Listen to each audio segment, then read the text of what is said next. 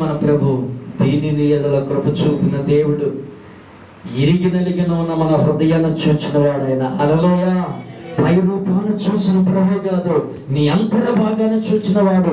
నువ్వు లోపల వదలపడి కృంగిపోతుంటే, లోపల నీ జీవితంలో మరి పతనమైపోతుంటే, చెప్పుకోలేని నీ పరిస్థితులని చూచిన నీ ప్రభు ఎక్కడ నుండి ఆకాశములని నిన్ను చూస్తున్నాడు. నీవు ఆయన వెతుకుతావేమో అని, ఆయనని నీ హృదయంలోకి చేర్చుకుంటావని. ఆయన నిన్ను చూసిన ఎప్పుడైతే ఆయన మన హృదయంలో చేర్చుకుంటామో అద్భుతాన్ని మన బ్రతుకుల్లో చూస్తాం. ఆశీర్వాదాలు మన జీవితంలోకి వస్తాయి. ఆ పరిస్థితుల నుండి తప్పించగలిగిన దేవుడు. మీకు ఒకటి చెప్పనా, ఉన్నది లేనట్టుగైనా లేనిది ఉన్నట్టుగైనా మార్చగలిగిన వాడు ఆయనే. హల్లెలూయా. చరిత్రను తిరగరాయగలిగిన వాడు చక్రవర్తి ఆయనే. ఏది చేయడానికైనా సామర్థ్యం కలిగిన వాడు. కానీ మనం కొంచెం జ్ఞానం కలిగి, వివేకం కలిగి ఆయన ఏం చేయాలంటే హృదయపూర్వకంగా పట్టుకొని, ప్రభువా నీవు తట్టు వేరే మార్గం నాకు అనుదినం మనం ప్రార్థన చేస్తే మన బ్రతుకుల్లో ఎలా ఉంటాయో తెలుసా? చెప్పనవసరం లేదు. ఆమె నీ బ్రతుకు, నీ జీవితం, నీ కుటుంబం, నీ పిల్లలు, నీ బిడ్డలు, నువ్వు ఒలివ బల చుట్టూ పచ్చగా, నీ బల చుట్టూ నీ పిల్లలు పచ్చగా ఉంటారు, చక్కని ఆహారం తింటారు. రాజులకు పెట్టిన భోజనాన్ని దేవుడు మీకు సిద్ధపరుస్తాడు. హల్లెలూయా. రేపు మనం రాజు భోజనం తినబోతున్నాం. ఎక్కడ? ఆయన రాజు. ఆయన ఎవరు? రాజులకు రారాజు. ఆమె రాజులకు రారాజు అయిన ఆయనతో మనం కలిసి ఏం చేయబోతున్నాం? రాజు విందుకి సిద్ధపడుతున్నాం మనం ఇక్కడ. హల్లెలూయా. ఆయన సిద్ధపాటు కలిగి మనం ఆయన యొక్క లేఖనాలతో కట్టబడుతున్నాం. ఎందుకంటే రేపు రాజుతో కలిసి రాజు విందుకి వెళ్ళబోతున్నాం. ఆ రాజుతో కలిసి మనం ఈ లోకంలో మన భక్తిని కాపాడుకొని ప్రభు కోసం పోకలను అనేకమైన జయించినప్పుడు మనల్ని తీసుకెళ్ళి ఒక స్థానంలో కూర్చొని పెట్టి ఆయన ఏం చేస్తాడు? ఫలానా దాసుడు అని ఏమిటండి జీవ కిరీటాన్ని తీసుకొచ్చి నీకు పెడతాడు. ఆమె ఏం పెడతాడండి? చాలా మందికి జీవ కిరీటం తెలియదు కదా. ఆమె జీవ కిరీటం అంటే కిరీటం అనుకుంటారు. అలాగే జీవ కిరీటం అంటే నీకు ఇంక మరణమే ఉండదు, చనిపోయేది ఉండదు, పుట్టేది ఉండదు. ఈ జీవ కిరీటము నీకు పెట్టిన తర్వాతగా ఇంక నీకు ఆకలి ఉండదు, తప్పికొండదు, వ్యసనం ఉండదు, దిగులు ఉండదు. ఈ భూమి మీద కుటుంబం కోసం పోరాడి పోరాడి పోరాడి పోరాడి కోటి విద్యలు చేసి కుటుంబాన్ని కాపాడడానికి ప్రయాసపడే శ్రమ ఇంక ఉండదు. ఎందుకు తెలుసా? అక్కడ నిత్యము సంతోషము, సమాధానమే. ఆమె హల్లెలూయా. ఏడుకుంటోడు మేము, ఓచకాలు కలిగిన వాళ్ళు మేము, పక్షవాయు కలిగిన వాళ్ళు మేము, కన్నులు లేని వాళ్ళు మేము, ఒండ్లంతా జబ్బు కలిగిన వాళ్ళు మేము, కుష్ఠవ్యాధులు మేము, చెవుటోళ్ళు మేము. కానీ ఆ రాజ్యంలోని వాళ్ళ సుందరమైన వాడిగా మారిపోతాం. సుందరమైన దానిగా అందమైన రూపం నీకు వస్తుంది. ఈ భూమి మీద నల్లగా ఉంటాం, తెల్లగా ఉంటాం. ఆమె కొంతమంది అంగీకారంగా ఉంటారు, కొంతమంది అందంగా కూడా ఉంటుంది.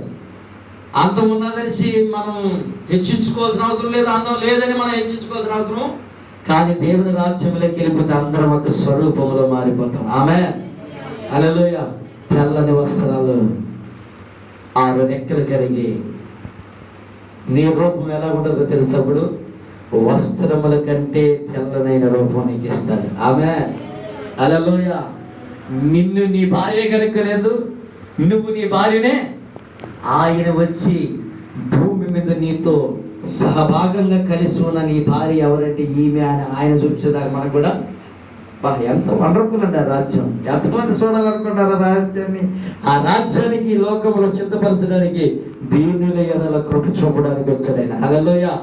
ఇరిగి నలిగిన మన హృదయాలని సరిచేసి పాపం అనే శాపాన్ని తొలగించి పాపం అనే యొక్క పట్టుల నుండి మనం విడిపించి ప్రభు గొప్ప రక్షణ మనకిచ్చి ఆయన్ని వెతికేటట్లుగా మనల్ని ఆయన పిలుస్తున్నారు. రాండి, కమా, సమస్త భారం వహించిన జనులారా నా యొద్దకు రాండి, మీ భారం ఆనందం మోపండి, మీకు నేను విశ్రాంతి కలుగ చేస్తున్నాను. ఒక వ్యక్తి యేసు ప్రభువుని మన బైబిల్లో చూస్తున్నాం. బైబిల్లో చూస్తే ఎవరైతే ఆయన ఎందుకు నిల్చుంటాడో, ఆయన ఎందుకు ఎవరైతే నిల్చుంటారో వాళ్ళు ఎందుకు నేను నిల్చుంటాను అన్నాడు కదా. అయితే ఒక వ్యక్తి ఆయన ఎదుట నిలబడ్డాడు. ఆయన చూచాడు, ఈయన దగ్గరికి వెళ్తే మనం గొప్ప కార్యం చూస్తాం, ఈయన ఎవరో నేను చూడాలి, ఈయన ఎవరో నేను చూడాలనే తపన ఆయన ఎదుట నిలబెట్టింది ఆయన్ని. ఆమె ఎవరు ఎదుట? సర్వశక్తి కలిగిన దేవుని ఎదుట నిలబెట్టింది. అయితే ఆయన ఎదుట నిలబడ ముందు ఈయన బ్రతుకు వేరుగా ఉన్నింది, ఈయన స్థితి వేరుగా ఉన్నింది. అయితే ఎప్పుడైతే ఆయన నేను చూడాలి, ఆయన ఎదుట నేను నిలబడాలి, ఆయన నేను చూడాలనే ఆలోచన ఎప్పుడైతే ఈయన హృదయంలో ప్రారంభమైందో, ఈ ఆలోచన ఏం చేసిందంటే యేసు ప్రభు ఎదుట నిలబెట్టేసింది. ఆమేన్. యేసు ప్రభు కూడా ఆయన ఎదుట వచ్చి నిలబడ్డాడు. ఎదుట వచ్చి నిలబడి, జక్కై త్వరగా దిగిరము, జక్కై త్వరగా దిగిరము, నేడే నీ ఇంటికి నేను ఉండవలసి ఉన్నది. వెంటనే త్వరగా దిగాడు. జక్కై తీసుకొని యేసు ప్రభుని ఎక్కడికి వెళ్ళాడు? ఇంటికి తీసుకెళ్ళాడు. యేసు ప్రభు అలాగే మౌనంగా ఏం మాట్లాడలే, అలాగే మౌనంగా ఉన్నాడు. జక్కయ్యకి యేసు ప్రభుని చూస్తేనే ఏం గుర్తుకొచ్చిందంటే ఎక్కడెక్కడ అన్యాయం చేసింది, ఎవరెవరు బాధ పెట్టింది, ఎవరెవరు ఎంతెంత మోసం చేసింది, ఎవరెవరి ఇంట్లో ఏదో దోచుకొచ్చింది, పొన్ను చేసేది కదా, ఇవన్నీ గుర్తుకొచ్చేటానికి అయ్యా నాకు గుర్తొచ్చింది, జ్ఞానం వచ్చింది. ఏమొచ్చింది? చాలా మందికి బుద్ధి లేనివాడు అనంటే కోపం వస్తుంది. అంటే ఏంది? జ్ఞానం లేదని అర్థం. అయితే ఇంటనే ఈయన బుద్ధి తెచ్చుకొని జక్కయ్య ఏమన్నాడు తెలుసా? ఇదిగో ప్రభువా, నా ఆస్తుల సగము పేదలకు ఇచ్చేస్తున్నాను, నేను ఎవరి యొక్క అన్యాయంగా తెచ్చాను దేనినైనా తీసుకుని నీ ఎడల అతనికి 4 గంటల రెట్టింపు మరలా చెల్లించేస్తాను. ప్రభుతో చెప్పు. ఎందుకు చెప్తున్నాడు? ఇప్పుడు ప్రభు ఆయన దగ్గరికి, ఆయన ప్రభు దగ్గరికి వచ్చాడు కాబట్టి ప్రభుకి ఆయనకి మధ్యలో ఈ ఆటంకాలు ఉన్నాయి. కాబట్టి ఈ ఆటంకాలన్నీ నేను తీసేసుకుంటే, ఈ పరిస్థితులన్నీ నేను సరి చేసుకుంటే నాకు నా ప్రభుకి సత్య సంబంధం కుదురుతుంది.